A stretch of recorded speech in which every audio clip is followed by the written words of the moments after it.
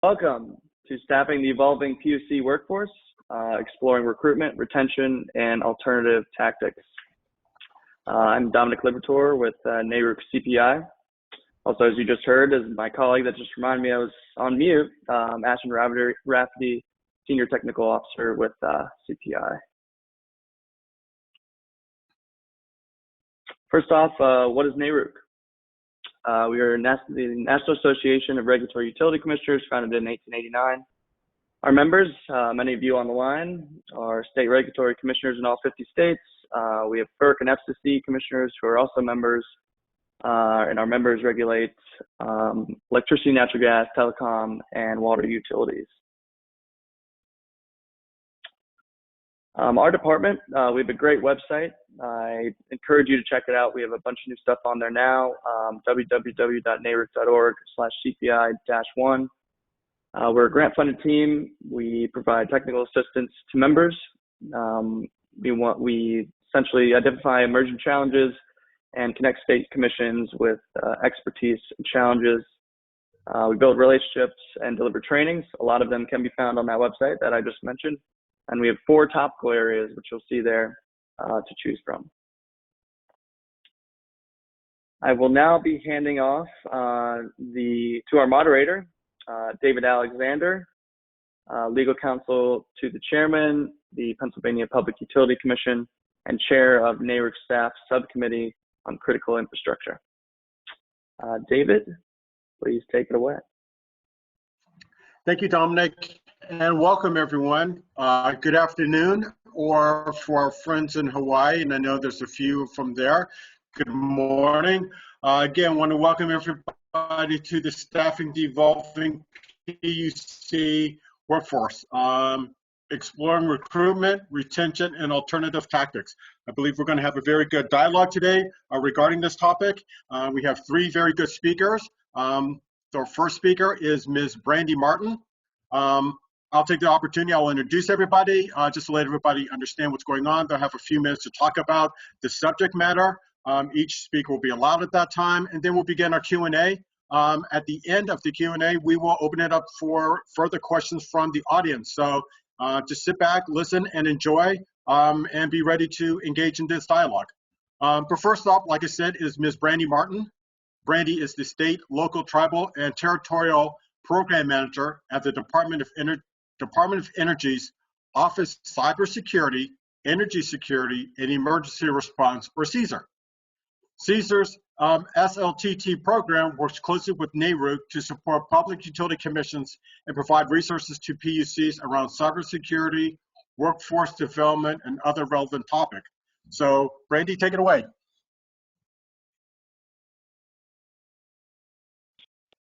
Hi, confirming you can see and hear me okay?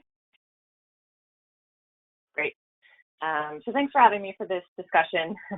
As you can probably imagine, DOE and CSER specifically has been very focused on response this entire week. So I wanted to, I think this topic is important. I wanted to come on and provide some comments about the workforce activities that we are doing. But unfortunately, I'll likely have to drop before the call is over. So my apologies on that. I do think this is an important topic, but response is ongoing. Jason Pazaranda from my team will be staying on the line, so he'll capture any follow-up items, and we'll make sure to get back with the group on any open discussion questions. We can go to the next slide, please. For those of you unfamiliar with CSER, our mission is to strengthen and improve the security of the U.S. energy infrastructure from all hazards, so it's both man-made and natural. You may have engaged with our SLTT program, which I manage, or our emergency response organization, who we work closely with during response efforts. In light of this week's event, I'm sure all of you are very aware, I just want to take a moment to underline the critical need for to continue to build our workforce capacity in the energy sector and to invest in the next generation of cybersecurity professionals. Let's go to the next slide.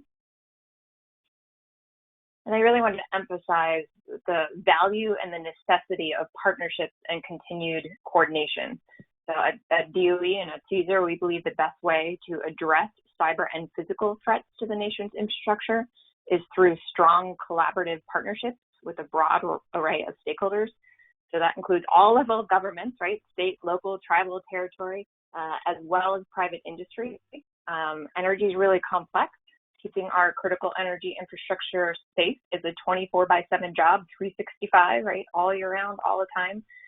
It requires a strategic and layered approach. It's not something that any one organization can achieve alone. And that's why the collaborative partnership, who you see here on the screen, are integral to our mission and to protecting the nation's energy infrastructure. Next slide. So we're here today to talk a little bit more on the workforce side.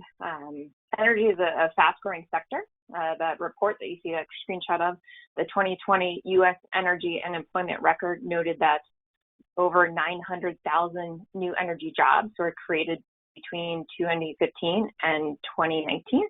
And you may have heard that it's one of DOE's top 3 priorities. So DOE is going to scale up the development and deployment of clean energy technologies, which is going to create good American jobs. We're really excited about that. And we have a new office that was created. So it's the Office of Energy Jobs, and they're going to be leading this effort. CSER is, of course, very supportive of this effort and going to work with that office. And we're really focusing on developing the next generation of energy and cybersecurity professionals through workforce programs and initiatives. So one thing I wanted to, and I've had this conversation with NARUC a lot, is just to also pause. And, you know, we think about energy all the time, right? We're energy people. Energy is essential. It's part of our daily lives. We all flip a switch and we put gas in our car, and we kind of understand how that happens in the background and all the pieces that are needed at the state level, with our infrastructure partners, with the federal government. But it's not something that everybody thinks about, right? Energy is just this magical thing that happens sometimes. When you're looking at attracting new talent, I urge you to kind of keep that awareness in mind, that just because it's, you know, it's what we do on a daily basis, it's not something that others are necessarily thinking about. So there might need to be extra levels of education about, you know, what is energy? Why is it cool? Why would you want to join this career? Thinking about kind of the OT and the IT side and all the other peripheral pieces that come along with it. Lots of exciting things continuing to go on. But explain, you know, why, as you're looking at recruiting new people, why might you work for a state, right? Why in the federal government? Why might you work with the federal government? You know, looking at people's sense of civic duty, or if they're looking for innovation, kind of understanding a little bit about their potential employees and talking about the benefits, right? Why would someone want to work at the PUC? What do you do on a daily basis? How are you shaping energy within your state and keeping the lights on, keeping energy secure, keeping things affordable for your state consumers? So kind of, I want to just recommend that everybody kind of keeps that in mind. I think sometimes we take a little bit for granted that people know all of those details. And I know over the past few years, I learned something new about commissions and commission staff all the time, and really value that partnership with NARUC. It helps me have a more visibility into how are all of these things happening at the state level, from the governors to the legislators to the commissioners. Everybody has a role in energy security. So in the SLTD program, we're going to continue to support workforce development efforts with NARUC, and you can start in that last slide. You saw that one snapshot, so I won't steal Ashton's thunder coming up, but it is a really good resource, and I just want to make sure that everybody's aware of that, and we'll get the link out after the event. On the next slide, I'll just talk briefly about one of the upcoming CSER initiatives that you can all promote or participate with in your state. So I mentioned that one of our objectives is to cultivate the next generation of workforce. So one of the ways we do that is with tactical competitions like Cyberforce. So with Cyberforce, we work with the DOE labs to host hands-on scenario-based competitions. So this is where college students are challenged with real-world conditions, right? They have to come in and they have to defend the system from a cyber attack while maintaining operations for their end users. So we're creating this potential situation. We're simulating this stressful event and kind of helping them understand what is it like to be an energy sector OT professional, right? You have this things that are going on the network level. People are trying to come in and attack your system. But in the meantime, energy is 24/7, 365. So you got to keep the lights on, the fuel moving, and putting them in that environment helps them give some insight into, you know, what is the energy sector about. So this is the 7th year we'll be holding the actual competition. Last year we held it virtually, of course, in November. We had over 200 students participate from 110 universities in 36 states and DC. So that's a really broad perspective. I think it's a great opportunity to really promote it across your schools, and then also potentially recruit from this group. These are going to be probably entry-level people coming out, but get them aware of, you know, what does the state jobs are open, what does a PUC do, and you might get a few great years out of the next generation joining your workforce. I'll just note that this year Cyberforce has expanded. So we have monthly webinars, not just competition. We're trying to get people a little bit more informed about all of the different you can have in energy. So we're bringing in experts from both industry and government cyber careers to talk a little bit about what their job is and present the different aspects of cybersecurity in the energy space. We're also going to have 2 Conquer the Hill competitions. So this is giving students a chance to test their skills in kind of like a smaller little environment. And it's a way that if people are new to cybersecurity, you know, the new participants, the novices are still welcome to join and won't feel overwhelmed. And then we're also having a virtual career fair in the fall. So helping students get the guidance and support they need while they're looking for internships and jobs. You know, how do they take their experience from Cyberforce and any skill sets and put that in their resume, and how do they get out there and promote themselves and we get them into the energy jobs. So I know we're keeping remarks brief today. I will just say thank you. I'm happy to take any, you know, quick questions. I do again apologize that I'll have to drop off a little bit early, but appreciate NARUC and the team having me here today. Thanks, David. Thank you, Brandy. And just on personal, I just want to thank you for all your help. I've been obviously with NARUC since I've been with the commission and critical infrastructure. You have always been a friend to our critical infrastructure committee, and I just want to thank you for all of your work and give my regards to everybody there at CSAR. And if Jason, if you're on the line and you want to say something, feel free to say that now, or we'll go to our next speaker, but I want to give you that opportunity. No? Okay, all righty, thank you. Brandy, I know you. Okay, Brandy, I know you may have to go. If you can stay, that's great, but we also understand, I mean, like you said, you've been very busy this week, so if you have to drop off, no problems, and just thank you again for being a part of this. Okay, our next speaker will be Commissioner Susan Duffy. Commissioner Duffy was appointed to the Kansas Corporate Commission on March of 2019. Prior to coming to the KCC, Commissioner Duffy served as General Manager for the Topeka Metropolitan Transit Authority. The bulk of Commissioner Duffy's career has been in state government, serving in several senior management positions in Kansas state government, including Executive Director and CFO of the KCC. So, Commissioner Duffy, thank you and welcome. Well, thank you. I appreciate NARUC inviting me. It's a great opportunity to talk about a topic that I'm seriously interested in. But Brandy, I just got to say, this is a side of the DOE I've never seen. So Cyberforce, 900,000 positions. Okay, therein lies the problem. As you go out there and hunt for new recruits, that makes it problematic for us. So let's go back in time just a bit. So I came to the commission as a CFO back in 2001, 20 years ago, then became executive director. During that time, I was there for about 9 years. We developed what we called the ticking time bomb list, ticking time bomb.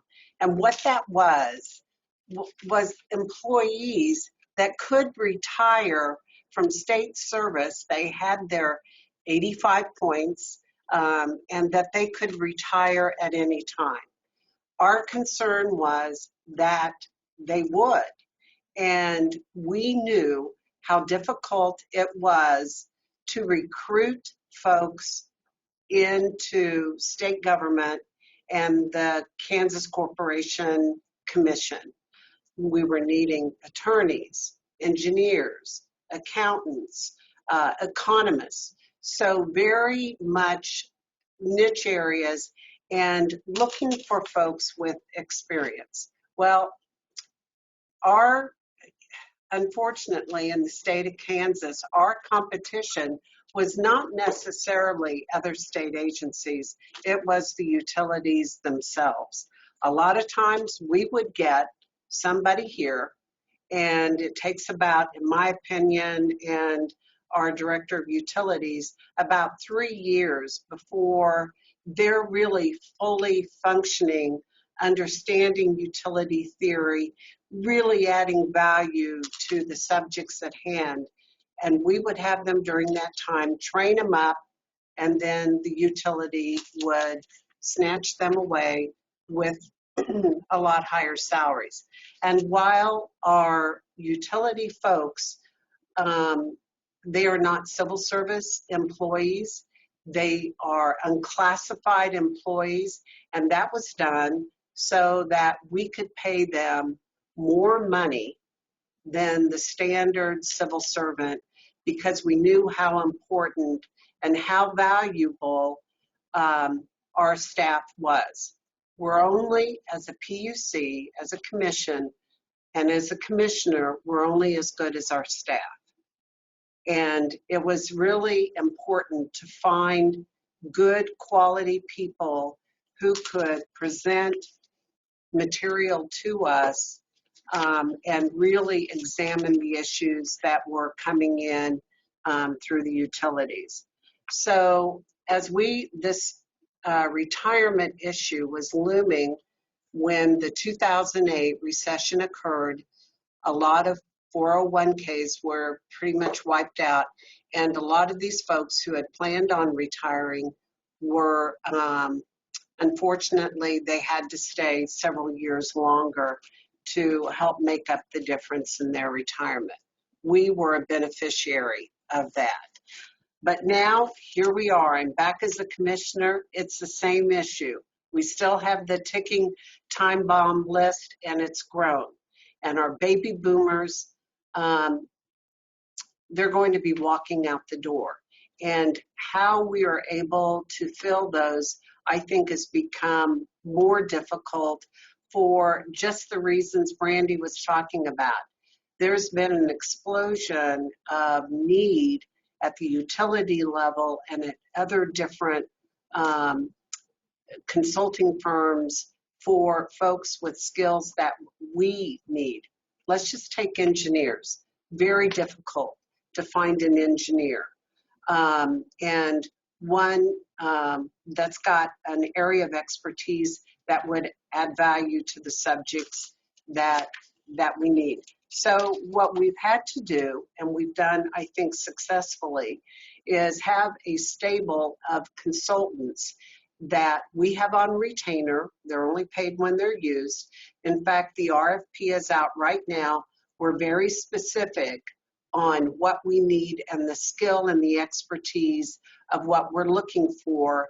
And we'll interview those folks, look at their submission, what are their hourly rates, and then we will have them on tap. And that's been able to, a good resource for us to fill in, not necessarily for a rate case, but for other issues that come before the commission. It's just going to become increasingly difficult to find those folks to come with a bent for public service. Now, when we get folks, we're able to keep them. Actually, we have a good working environment. It's very collaborative. We do have a lot of younger folks. We try to keep them engaged with just, before the pandemic, we had a lot of celebrations, a lot of good stuff going on. With the pandemic and everybody working from home, I do believe there is a new opportunity to keep these folks, because we've got a pilot going on where, yes, we are coming back. to work in our building, but we're adding some flex work so that folks can work from home a period of time throughout the week. And we think that will be helpful to satisfy maybe that younger employee that's got children. We also have a baby at work policy. You can bring your baby in until they're 6 months. And that has been a good experience here. Some babies are better than others, I have to admit. But again, we're trying to find those things that really add value to the individual that we've hired. But most of all, I think our biggest change has been, since we can't find niche, is to really find those individuals who are critical thinkers, who are constantly wanting to learn, who ask why, and are inquisitive. They're self-starters. If given a project, they want to dive into it. Those we can educate them on the subject matter, but we can't bring that inherent ability to think and ask questions and keep digging deeper. That's something that just comes with the person that in an interview we need to really draw out. There are some folks we have on staff where maybe the work is really black and white, it's cut and dried, it's very staid, and maybe a very narrow focus. We have room for those folks too, who like that constant, perhaps more direct work that has to do with numbers. But again, it's that balance of folks. So a constant struggle for us, but one that I think we really have been very good about finding good folks when we can. Okay, thank you, Commissioner Duffy. You mentioned a lot of things in your statement that I'm going to circle back with you. But thank you very much for your statement. Next, I believe, if I'm doing my thing correctly, will be David Parsons. David Parsons is Chief of Policy and Research at the Hawaii Public Utilities Commission, where he advises the Commission on policy and legislative matters across the electric, gas, water, telecommunications, and transportation sectors. He directs the Commission's evaluation of utility investments and operations and oversees proceedings related to achievement of the state's clean energy goals, including grid modernization, renewable energy integration, system planning, and performance-based regulation. David, first of all, thank you. It's good to see you again. I haven't seen you since our trip back in, pre-COVID.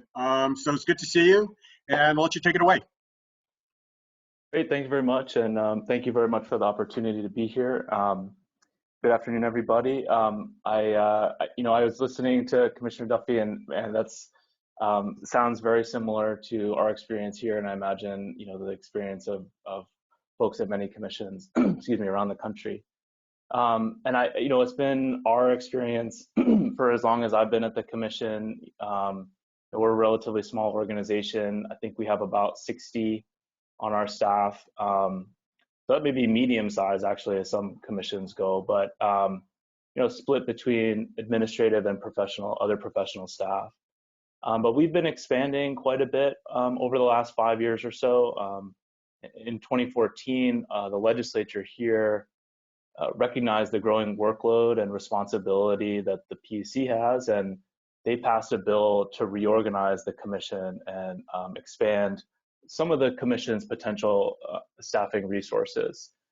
So that bolstered the positions available in our legal and our policy offices, and also added some more staff in the finance and administrative side, our contracts and procurement, compliance, as well as consumer affairs. So we had some positions added, but we have struggled with recruitment for some of those positions, especially those with the technical expertise. It's just hard to compete with the private sector, including the utilities, and in some of these areas. So one of the improvements, which Commissioner mentioned as well, I think, was our experience. With our reorganization, some of the positions were reclassified outside of the civil service categorization, which provides some flexibility, but it doesn't always directly lead to success, at least in our, we found, and on the retention side. So while we've almost doubled in size in terms of our positions, and I think that's been very positive, it's also highlighted some of the weaknesses in our processes and some of the vulnerabilities that we have in retaining our institutional knowledge and expanding the capabilities of our staff. We've had several long-serving staff who have retired in this time frame, and most of the recent hires we've had, come to us with limited experience in the regulatory arena. So that's a clear gap, and we've known that, and we've had some of our longest serving employees with 20 or 30 years of experience, sometimes in the same position at the commission. And many of the recent hires, with less than 3 years experience, this could be their first job working in regulation, and for some of them it's their first job, period. So we're seeing, we're having to adapt very, very much to that reality. Some of the folks that we're hiring they don't see themselves as a career, analyst, for example. So they have different expectations about what their career will look like and what advancement means for them. So here's a few things that we've done. We undertook a strategic planning exercise over the last year or so, and that included some workforce planning, some succession planning, and some focus on the recruitment and retention. And so I'll touch on a couple of these really quickly. So I think with the recruitment, I don't have any sort of earth-shattering ideas here necessarily, but we do focus on what what is strong for us. It's a dynamic job where the decisions that the commissioners are making are critical for the future of the state. There's a broad impact in what we're doing, of course, and so we'll recruit at the universities. We utilize the resources that NARUC offers. We've actually had some great success recruiting through the NARUC website, as well as spreading the word at various conferences and that sort of thing.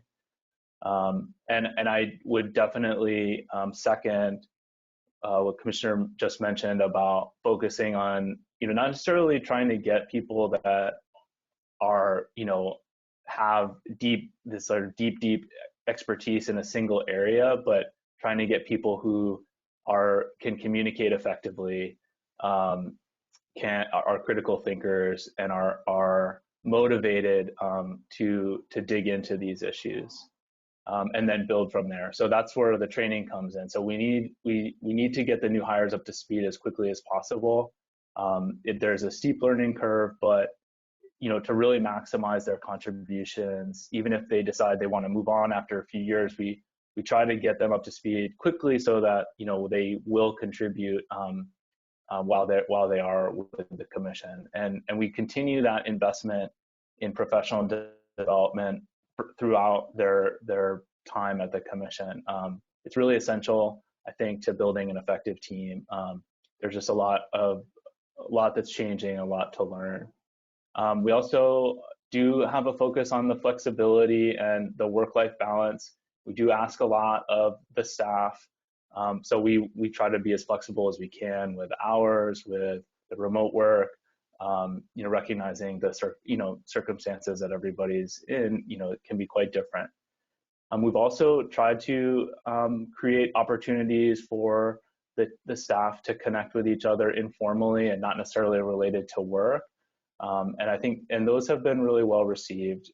So we emphasize that, and we try to create those experiences as well, as much as we can, for the folks that are interested in that. And the last thing I just wanted to mention, I think, the consultants can be a great supplement. We do something similar in Hawaii where we have a number of consultants that, work with us sort of on an as-needed basis. And they can really, if you can bring in a consultant who has, really incredible knowledge about, transmission or distribution engineering, for example, or renewable energy integration, cybersecurity, and we try to incorporate into those contracts training as well, so that there's part of what we're asking them to do is to help build the capacity of the staff. Another area where we've tried to get more consultant expertise is in stakeholder engagement and facilitation as well. That's been a big area of focus in the last couple of years with some of the biggest and most important proceedings that we have, trying to take the lead on bringing stakeholders together and kind of facilitating, quality meetings for everybody, that sort of thing. That's been helpful to have, experts in that area to contribute there. And then, the other thing is partnership. So we partner with the NARUC and national labs, energy offices, other PUCs, and that sort of thing. And that's been a great resource as well. So with that, I'll stop and, look forward to the discussion. Thanks. Okay, thank you, David. And Commissioner Duffy, I guess we'll bring you back in. I just have a few questions going for it, because a lot of you have talked, or both of you have talked on a lot of things I want to ask questions about.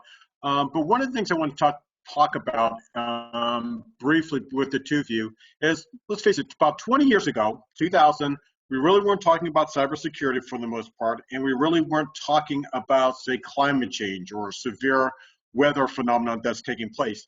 Now it seems like that is like what we talk about almost on a daily basis. Where do you, either or, go for that expertise that, let's just say, 20 years ago did not exist? And a follow-up to that, if possible, is, are you looking into a crystal ball, what things may be coming down the pike that's like, you know what, in a few years, this is going to be the next big thing? And how do you address those situations workforce-wise? And I'll start with you, Commissioner. Thank you, David. In terms of climate change, we don't believe we need to have an expert here on the staff, and here's why.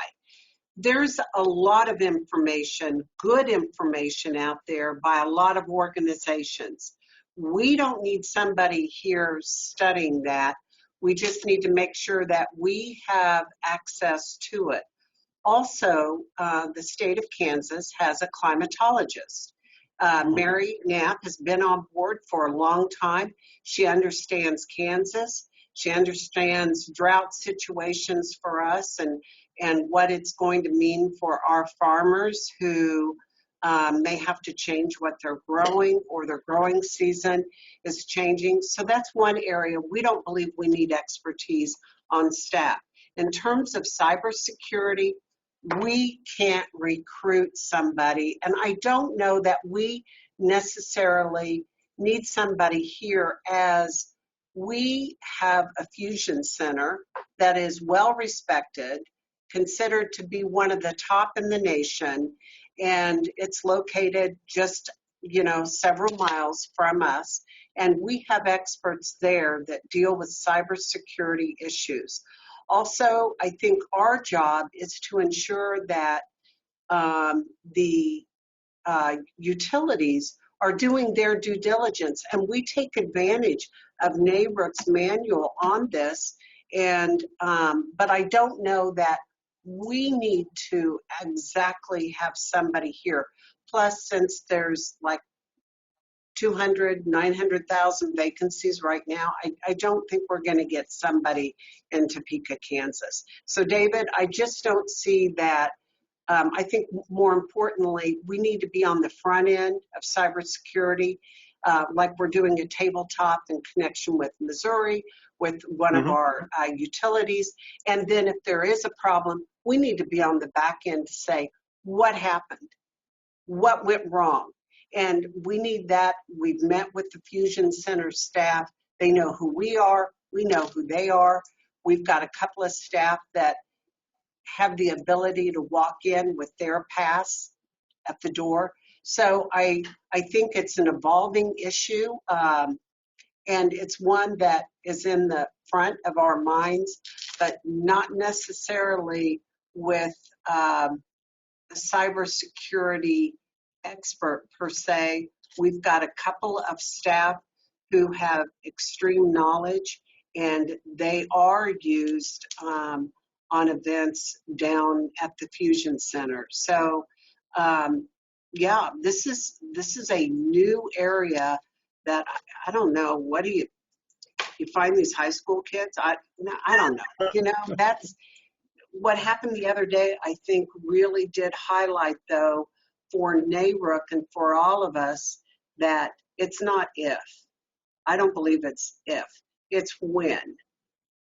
I think that's the new kind of warfare that we're under, and we saw the result of what happened with the public. Very disturbing. Yeah. David, I'll let you weigh in.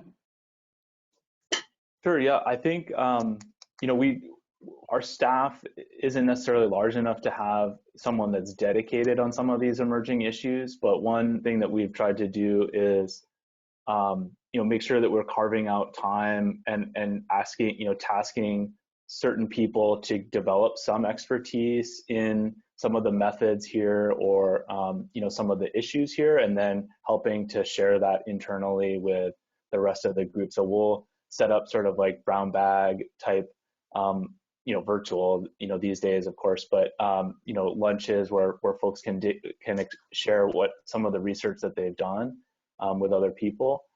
So that's worked well in the case of like cybersecurity. I think it's helped to kind of elevate some of those issues and help some of the rest of the team get some familiarity. The NARUC papers have been, you know, just a tremendous resource. I totally agree with that.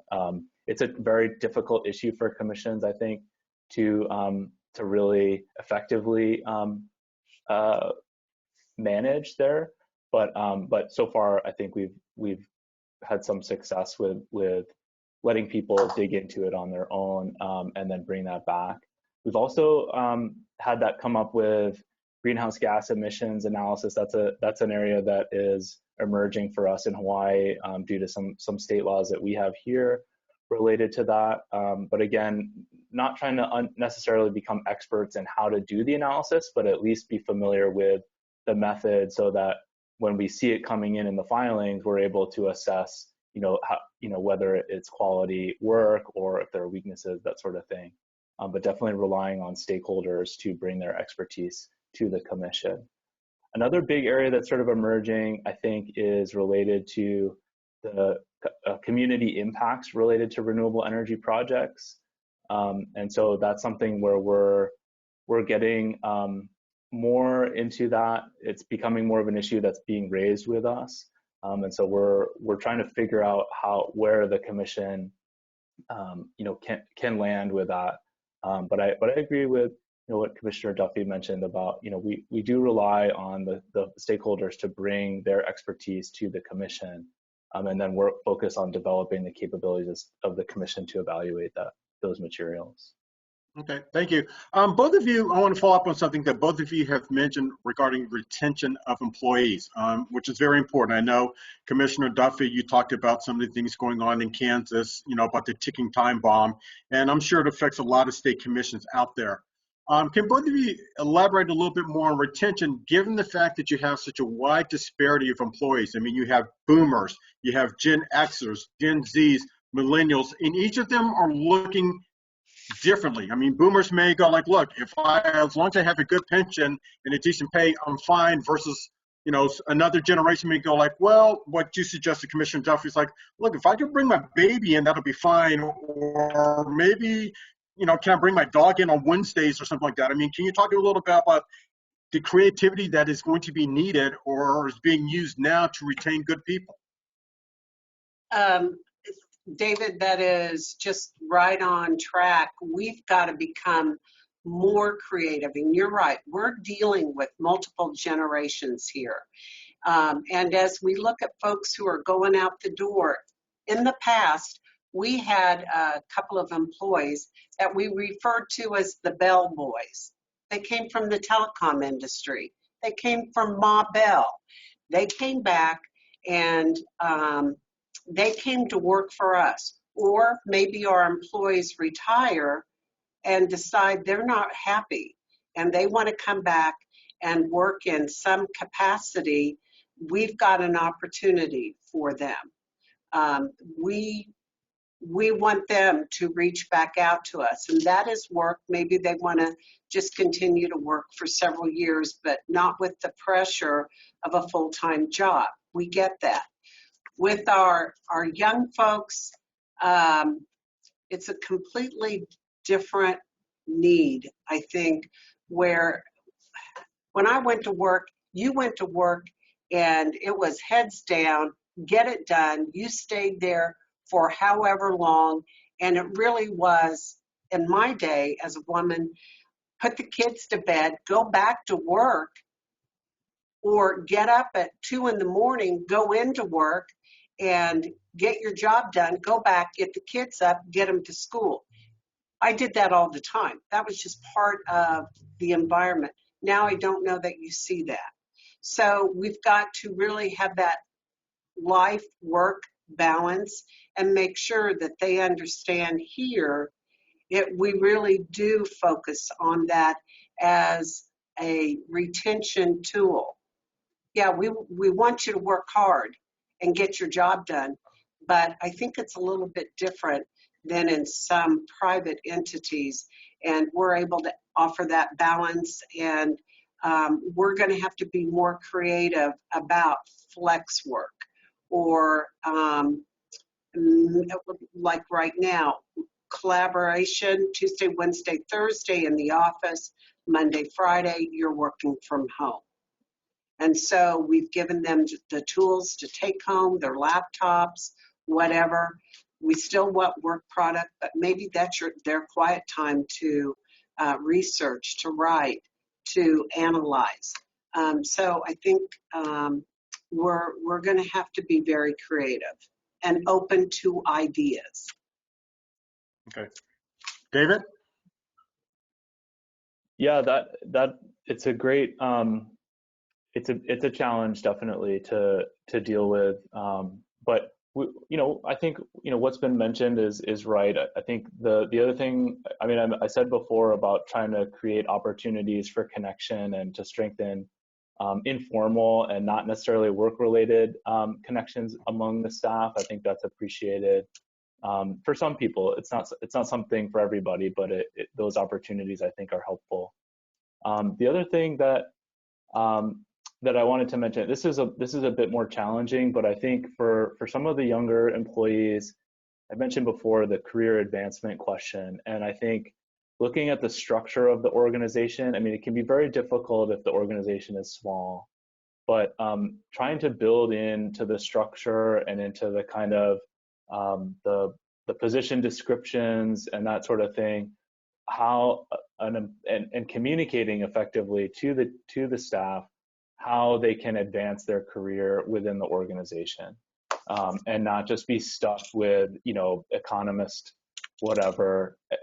So sometimes the job titles are part of that, but also responsibility, opportunities for leadership, the organizational structure itself can help the employees feel valued and feel like even if they stay with the organization, they don't have to jump around to other jobs to advance their career necessarily. And so that's an important factor for some, especially for some of the younger employees. No, I was listening to that, and my own personal belief is, organizations such as our commissions, they were designed, they were built, they created 60, 70, 80, 90 years ago. And some things still stay the same, but like nowadays, what we just discussed is 2021. What worked 60 years ago, keeping someone employed, is not going to work today. And I also want to talk about like the flexibility. I thought it was amazing that both of you were able to have people unclassified and not really come up through civil service, because maybe 50 years ago, that's how you got somebody, was through the civil service.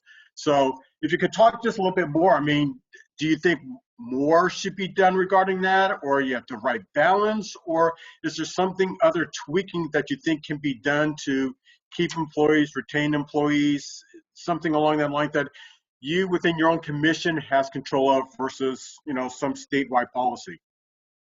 If I could, there was a period of time, 9 years, where state employees did not get a raise if you were classified. It was appalling. It was so demoralizing. It was really treating state employees like second-class citizens, and we found it very offensive. The unclassification of our employees was purposeful so that we could retain good quality employees. And especially as folks did their own work and there wasn't an administrative assistant to do your typing, you are doing your job completely. That has been just a lifesaver for us. And when we go to the governor now and we say we want to hire this person because they have control over unclassified, we share why it's important to make this hire at this salary. And you're right, David, exactly on making sure that folks, when they come, see that there's a career for them. That's so important. Where is the ladder of success? I want to be on that. And we need to do a very good job to say, you're not going to be static here.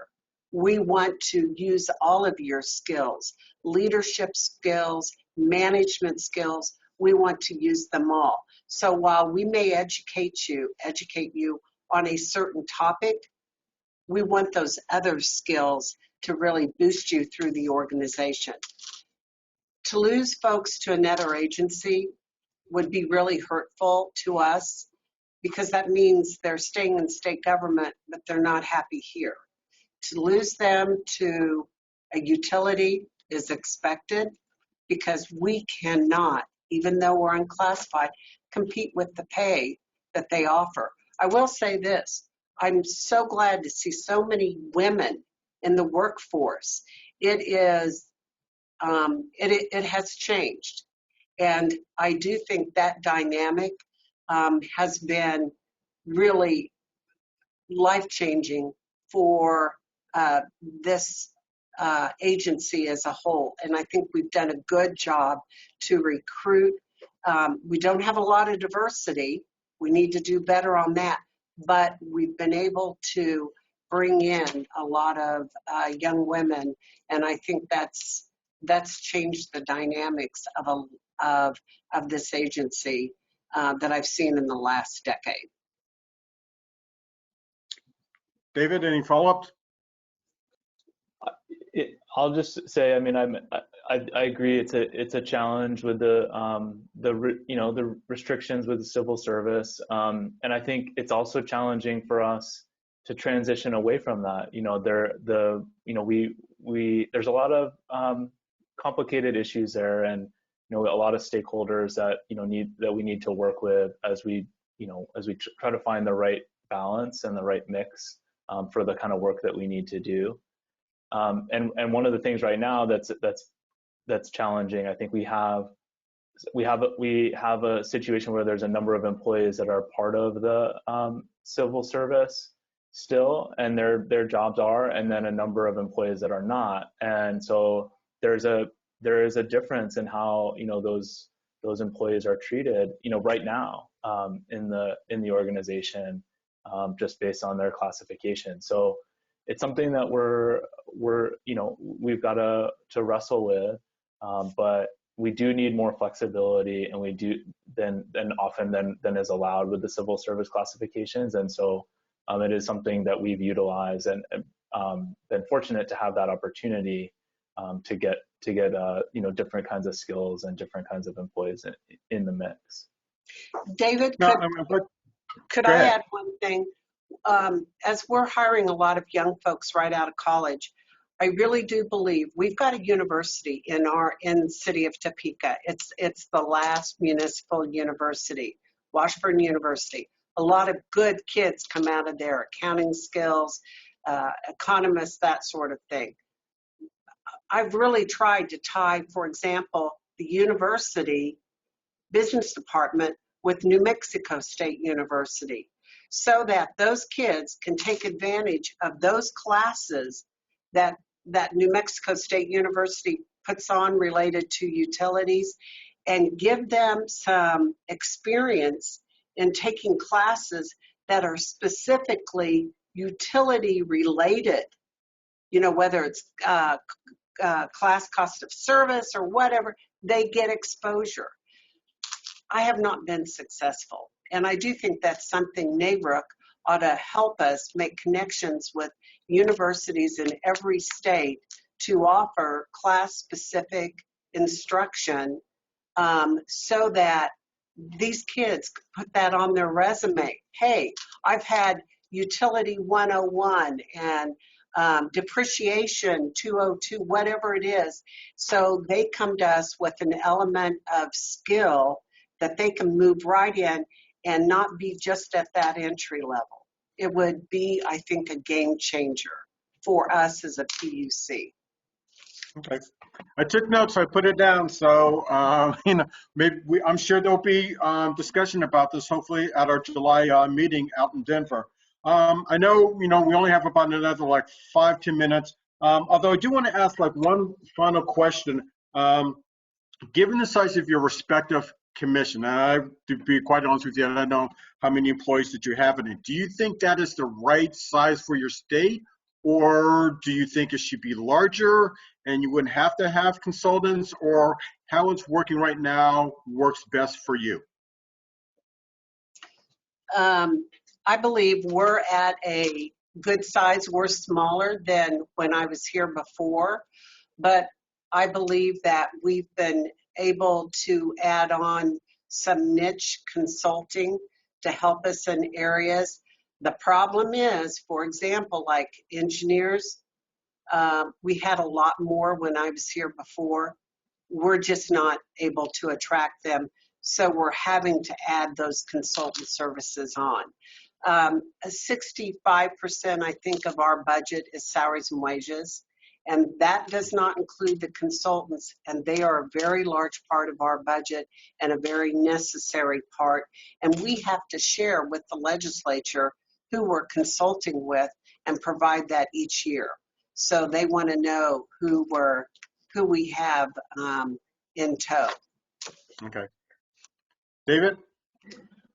We're at about 60 employees, I think, including our commissioners, which I think is much improved. I think we've doubled in size in the last 5 years, which has helped a lot. We still have some bottlenecks, though. I think you know, one area that, you know, would be, besides the technical areas, I think also the legal area is an area that is really critical to our internal processes, and so there's things that come up like that. I think always would be nice to have more resources.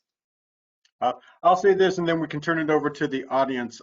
In Pennsylvania, I will give a ballpark estimate. We have between 400 and 500 employees in our PUC. Now, we also regulate a lot of entities. You know, our EDCs, natural gas, we have pipelines, we have transportation. So we have a lot of different things that we take a look at. So, David, when you said 60 employees, I'm like, wow, that's, you know, that's small. I think we have about maybe 60 attorneys that work for our PUC, not counting anybody else. So with that, Ashton, I'll turn it over to you to see if we have any questions in the chat. So are you there, Ashton? Yeah, hi, David. I don't have any questions in the chat just yet, but while we're waiting for some, I'll ask Dominic to pull up a quick slide so I can make a plug about one of NARUC's recent cybersecurity workforce development resources. And in the meantime, audience members, feel free to type in a question into the Q&A feature towards the bottom of your screen, and we'll flesh those out. But you can see on the slide deck right in front of you now, I wanted to plug a recent paper that came out in February titled A Guide for Public Utility Commissions, Recruiting and Retaining a Cybersecurity Workforce. It provides some insight on cybersecurity roles within PUCs. You may be wondering, what does a cybersecurity expert within a PUC even do? So we have some testimonials from a few of those existing staff members and a few of our NARUC members that will provide some more insight on what they actually do on a daily basis. It's obviously different for each commission, but we've got at least something there to provide some additional insight. It also highlights some recruitment and retention tactics that a commission could utilize to expand or develop their cybersecurity division. It's becoming a little bit more of an increasing trend for public utility commissions to actually have a division or department dedicated to cybersecurity or risk management within their organizational structure. And we kind of outline how they've recruited or retained some of their staff members focused on cybersecurity. And lastly, I will just mention that includes quite a few appendices, one of which is about 15 pages worth of example cybersecurity job descriptions that you could utilize and edit to your liking if you're trying to hire an in-house cybersecurity expert for your commission, if that works for your own commission's goals. And with that, I will close out this slide here, and we can move into some of the Q&A. It looks like I have one here, and I know we're getting close to 4. So let me see what this says. Okay, so this one is following up on Commissioner Duffy's comment. Any recommendations on addressing diversity when recruiting for an open position? Their PUC has about 27 employees, including commissioners. I'll just respond that I think that is one of our biggest issues here, that we have not been able to recruit into our workforce a lot of diversity. I don't know if it's our location. I mean, you know, Topeka, Kansas. All right, we're not Hawaii. I just don't see how you guys would have a problem at all.